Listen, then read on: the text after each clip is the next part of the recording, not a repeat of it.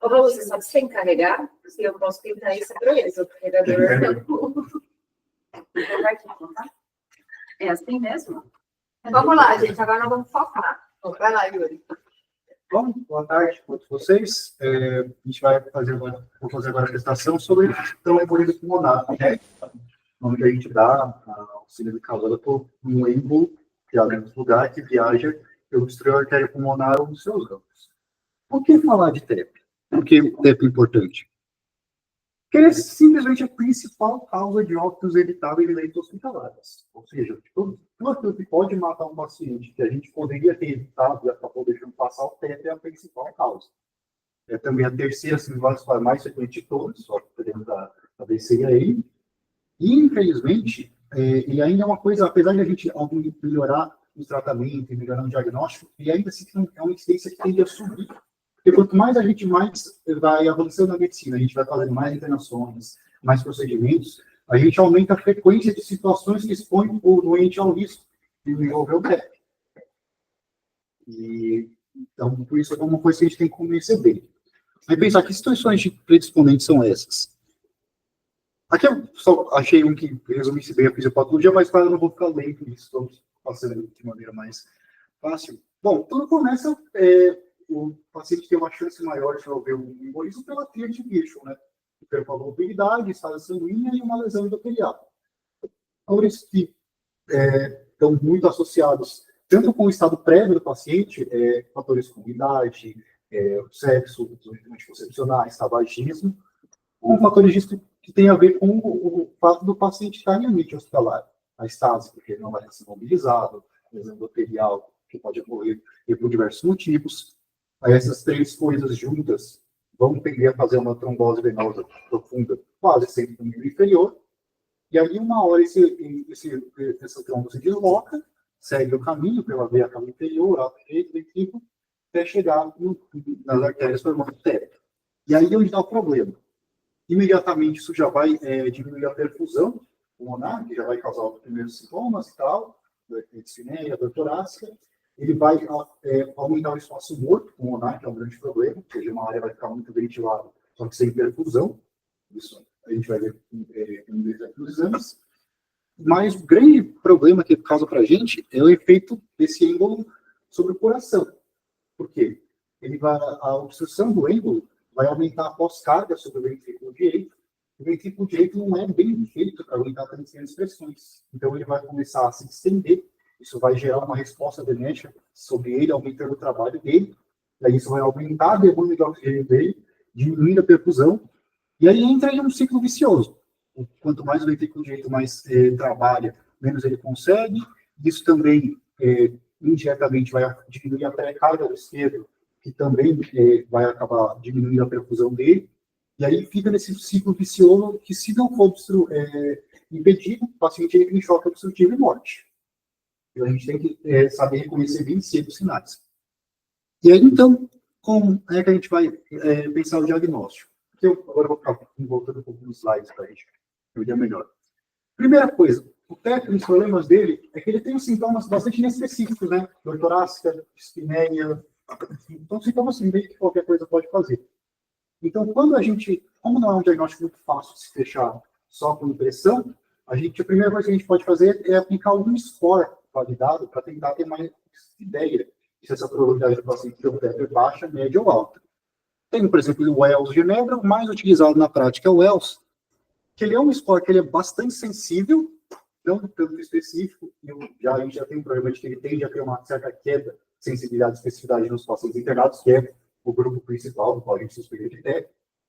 Mas, pelo menos ele já nos ajuda, porque aí ele calcula, através do score, a gente já vai dividir o paciente baixo, moderado ou alta probabilidade. Pacientes no qual tem um risco baixo, moderado, que você está meio em dúvida se realmente pode ser ou não, aí a gente lança a mão do dedímero. Dedímero é um produto de degradação da fibrina, dosa fácil pelo laboratório. E nesses pacientes de nível baixo intermediário, ele tem um alto valor preditivo negativo. Isso é, se o dedímero veio baixo, o paciente que tem uma chance clínica baixa, a gente consegue excluir com relativa segurança a chance de poder ser um TEP.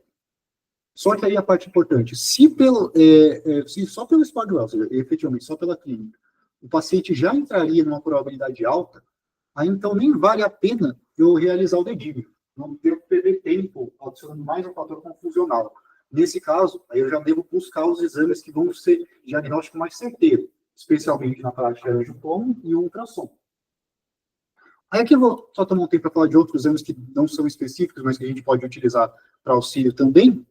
Por exemplo, o eletrocardiograma, a gente costuma usar bastante. Ele não tem muitos padrões específicos, no máximo aquele famoso S1, T3, T3, mas que é bem raro se observar na prática.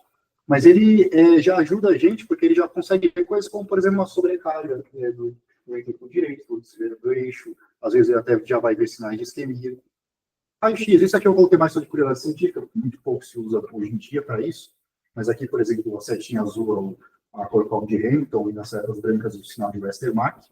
Isso aqui é uma cintilografia de ventilação perfusão. Também é muito pouco usado na prática, mas eu quis deixar a imagem dela, porque ela mostra exatamente isso, a relação da ventilação com perfusão. Você consegue ver direitinho o espaço morto através da imagem.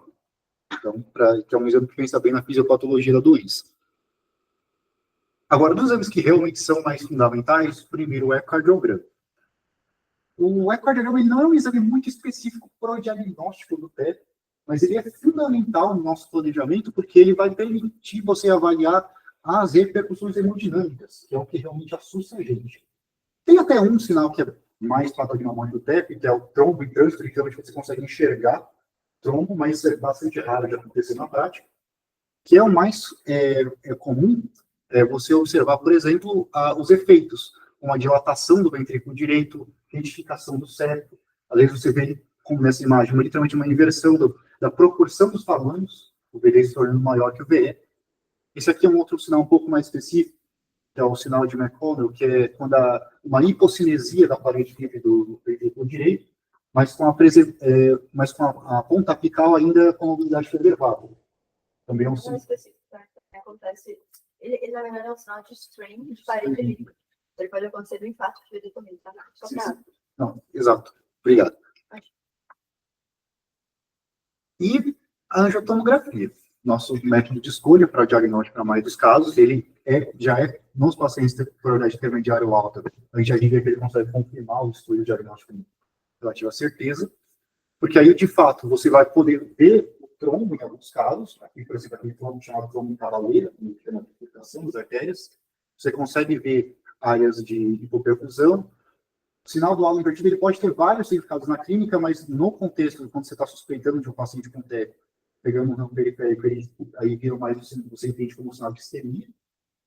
Aqui também você consegue ver, por exemplo, um refluxo hepático do contraste, porque, pela lógica, se da artéria para frente está obstruída, ele pode haver um refluxo nesse sentido.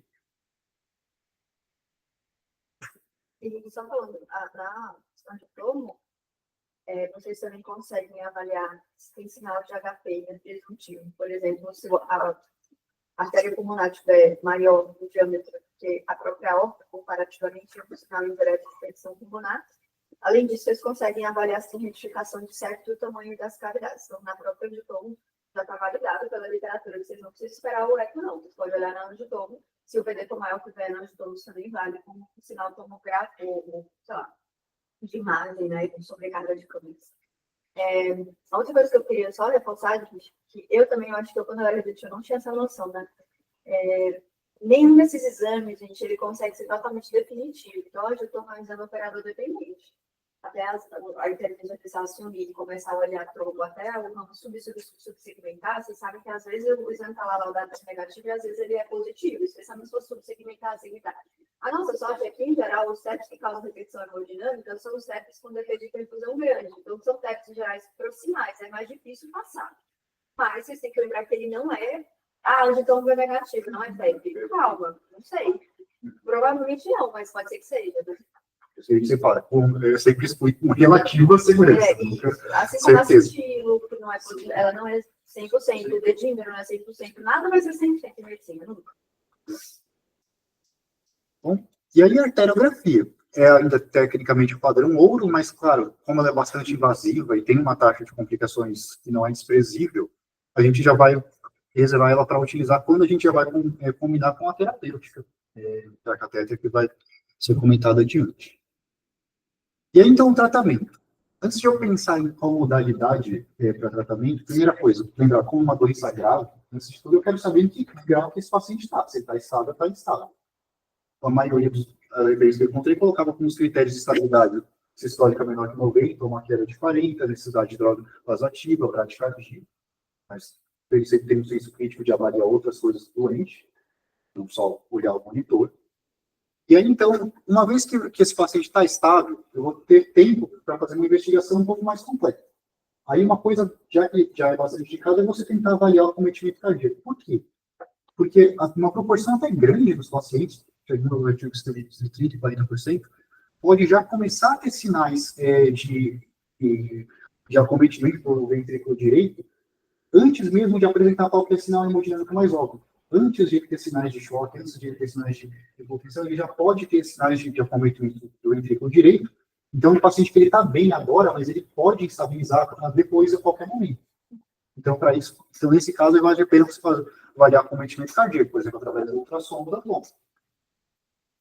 E aí, então, pacientes que aí você realmente avalia, não tem nenhum sinal de acometimento cardíaco, paciente também sem nenhum critério de estabilidade hemodinâmica, aí o tratamento vai ser a anticoagulação, teoricamente isolado.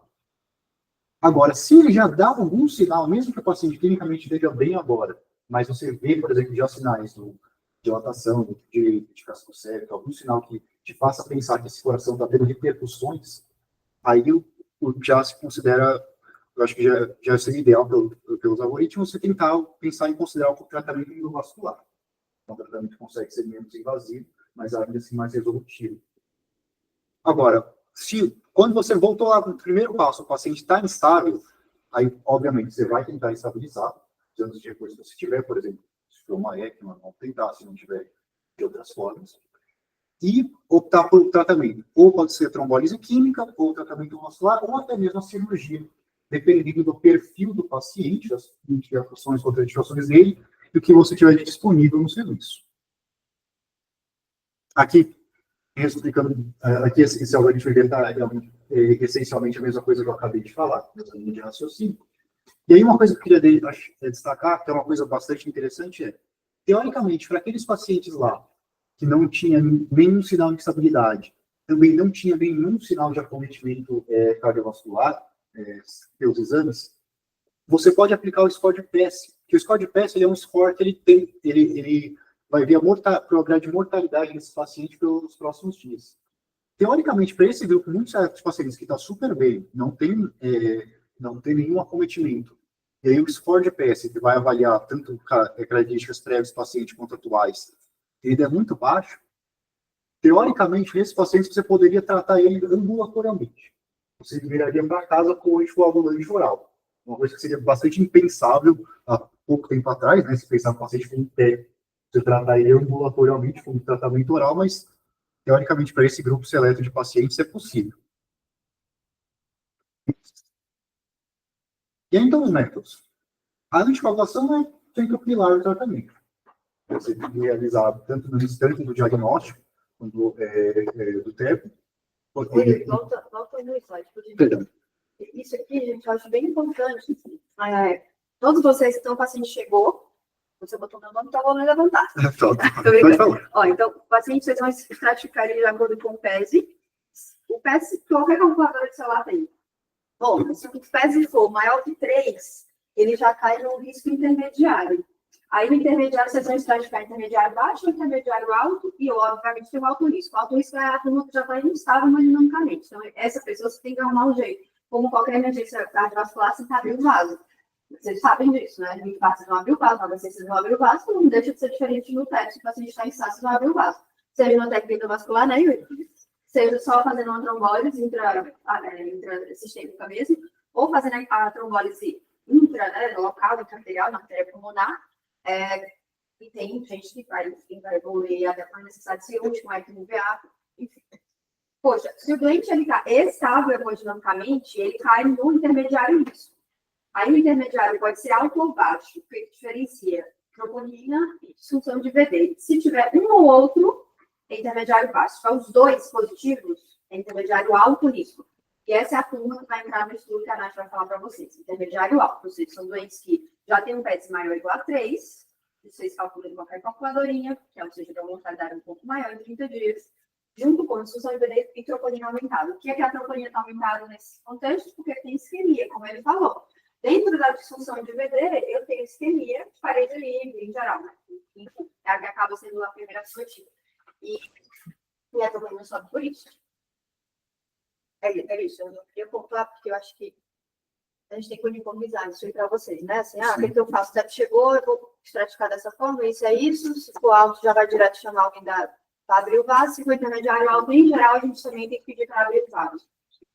Nem sempre, mas chama um adulto aí para ver. Eu digo que não seja clínico, né? Alguém da intervenção, não tem que abrir e tal. Aqui no CIG, né? Certamente, em outros lugares, infelizmente, há muita coisa que vocês vão poder fazer, talvez tromboliza. E talvez não, porque o peito, que é um estudo que fez, feito acho que é de 2015, eu acho que ele testou exatamente trombolizar intermediário alto risco e ele matou menos, mas sangrou mais. Então, a gente ultimamente não anda mais, não tromboliza paciente intermediário alto. Aí o estudo da Nath vai vir mostrar para a gente mais novidades. Isso aí também ajuda a operacionalizar, né? Porque, tipo assim, não tem que você deixar o baixo risco que tem. Não, é o que ele falou. Gente, baixo risco, PES 0, mano, xarope em casa. Volta no consultório daqui a 3 dias. Se tiver sintoma, volta. É isso. Fazer. Xarope olha isso, tá? Isso. E é isso exatamente. Já é feito isso. Qualquer outra técnica, a gente fala são pilar tratamento. Às vezes, nesses casos, por exemplo, pacientes de baixo risco, a gente faz como terapia isolada.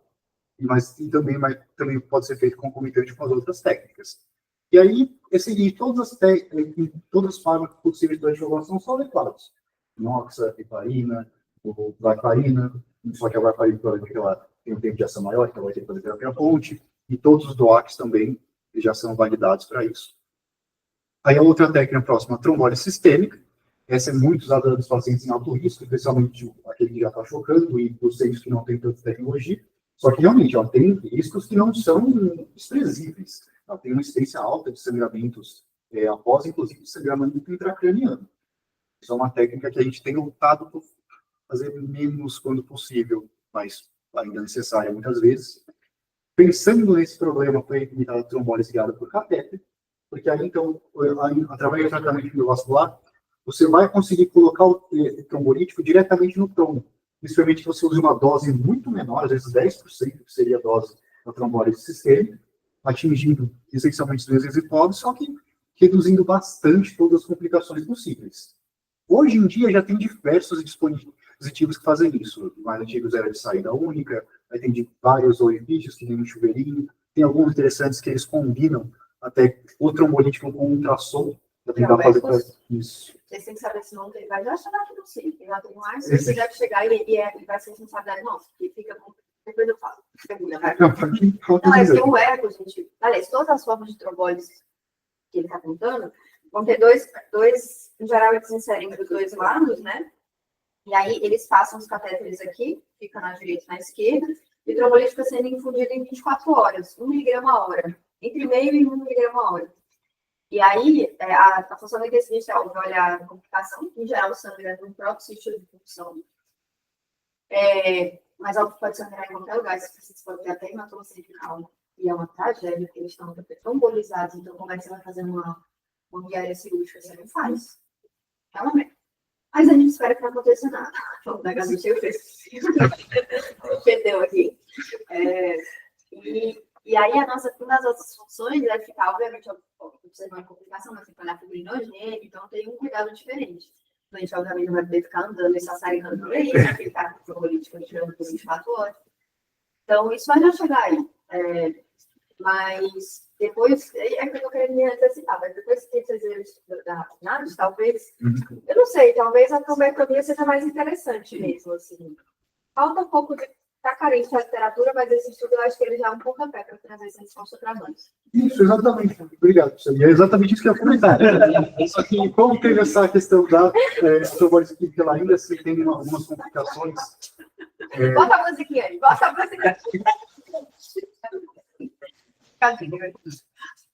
Aí, então, agora, mais moderna, tem a Toca no final, toca no final. trombectomia mecânica por catéter, que ela consegue, por exemplo, foi feito o estudo do Pires, que a professora vai explicar mais detalhe depois. O que eu vou explicar? Você falou que a gente ia ver a questão do Pires. Ah, sim, só.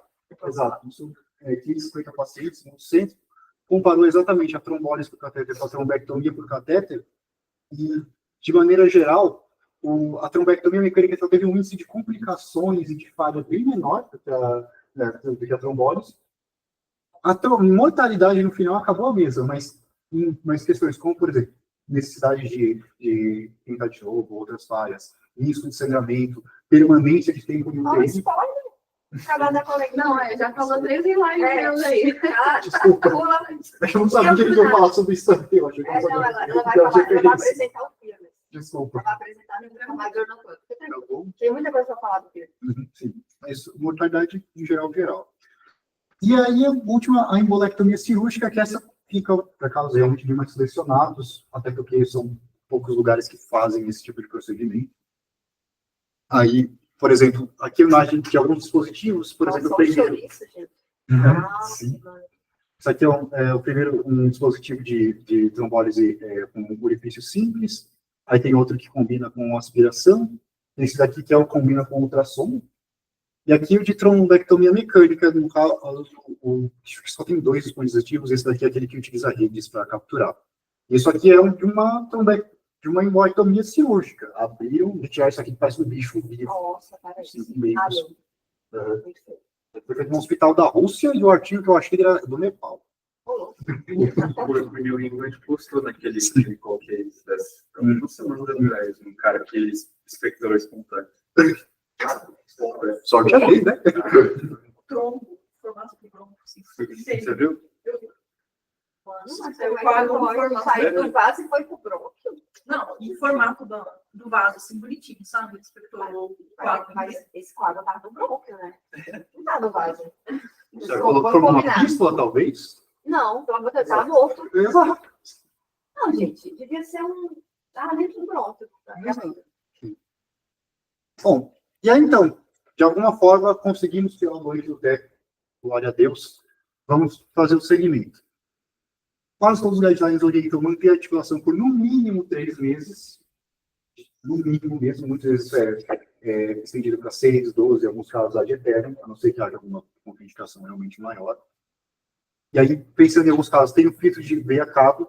Esse é utilizado muito em casos refratários, ou seja, quando o paciente faz um TEP a despeito de estar anticoagulado, ou os pacientes que têm contraindicação ou não conseguem manter a anticoagulação, aí se utiliza esse dispositivo que prende aqui na veia cava e captura, porque ele não é usado em todos os casos, porque ele tem um índice de complicações relativamente alto, até 19% de perfuração. Então, realmente se reserva para casos onde só a anticoagulação por prolongado não funcionou. E, infelizmente, apesar de todos os cuidados, ainda assim, sabe que até 60% de todos os pacientes que têm o TEP podem ter sintomas de dispneia por semanas ou meses depois, mesmo resolvido. E 3% desses fazem um quadro muito ruim chamado hipertensão pulmonar trombótica crônica, no qual vai se tendo depósitos de fibrina dos vasos progressivo, crônico. E aí esses casos são bastante complicados. Vai precisar de equipe multidisciplinar, anticoagulação ad eterno obrigatoriamente, e resolutivo mesmo só cirurgias bastante complexas, seja ou por via aberta ou por via vascular. Mas esses pacientes têm um prognóstico bem ruim. Então, bom, já que a gente acabou de ver que é uma doença horrível de tudo, obviamente é melhor a gente prevenir do que remediar, né? E aí, então, pensar sempre a profilaxia. A gente faz a profilaxia sempre para qualquer paciente que tiver um risco moderado ou alto para TEP ou para TEP, contanto que não haja nenhuma contraindicação maior a esse momento. Aí, por exemplo, aqui do guia do CIO já tem alguma lista de pós para seguir, por exemplo, paciente já antifagulado, tem hipersensibilidade, aquela plaquetopenia induzida por E40 também é uma contraindicação, geralmente, a profilaxia. ou que, obviamente, o paciente está sangrando. E aí, as duas modalidades, mecânica e farmacológica, no geral, os estudos mostram que a farmacológica é mais eficaz. Então, a gente... só que a mecânica tem menor risco de sangramento. E aí, então, por exemplo, o paciente às vezes tem uma contraindicação a medicamentosa, muitas vezes a gente opta para deixar só a mecânica nesse caso. A maioria dos artigos não mostra nenhum benefício em combinar as duas. Não mostra que realmente isso vai conseguir reduzir efetivamente a chance do paciente evoluir com isso. E então, só de concentração, última coisa a lembrar, até que ele ainda é um grande desafio, e ainda é um diagnóstico que é muito, como eu falei, se ele é a principal causa de óbito evitável, ele ainda é um diagnóstico que a gente deixa passar muito, com bastante frequência, ou diagnostica, mas não consegue tratar efetivamente por uma série de razões. É fundamental. E a responsabilidade com isso, por ser uma doença complexa, ela vai para todo mundo, não é só para o médico. O hospital, todas as equipes multidisciplinares têm que ter protocolos de treinamento muito bem estabelecidos. Desde a profilaxia do doente até o segmento clínico ambulatorial após. Não pode se pensar que vai ser uma coisa que vai ser resolvida simplesmente de o médico saber olhar um exame ou saber receitar a medicação correta. Qual que é a dose? Qual que é a dose da alteplado que a gente usa no PET? Geralmente a dose é 9 mg. Tá. Aí, dose máxima de... Dose máxima geralmente 90. E aí a gente tem um protocolo que a gente usa deixar parado, né? Você pode fazer uma dose mais rápida, em vez de fazer a dose em 1 hora, né? Com os protocolos habituais. Quando o paciente para e der um dos T's, você suspeita que a causa seja um tédio, você pode fazer na hora. 0,6, tá? Dose ali não. 0,6 por quilo em 15 minutos. Aí ele vai parar. É isso, eu vou olhar nessa ideia.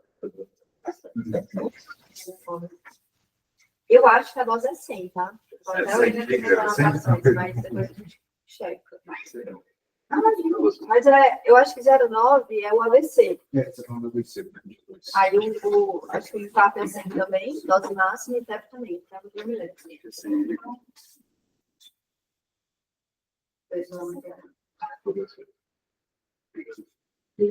Bora, Nath. Todo mundo tá gravando. É melhor E gravar. Eu acho que agora o microfone vai melhorar. não, tá não. Ah, Já fui eu? Aí? Não, ele tá lá. show. Ótimo. Só você está gravando.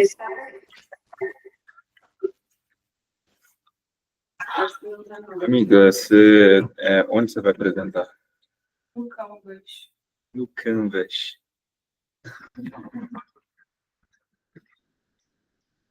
Ele não estava funcionando ainda não, porque agora o Luiz me ligou. Você quer testar, não? Deixa eu pegar uma água aqui. Deixa eu pegar.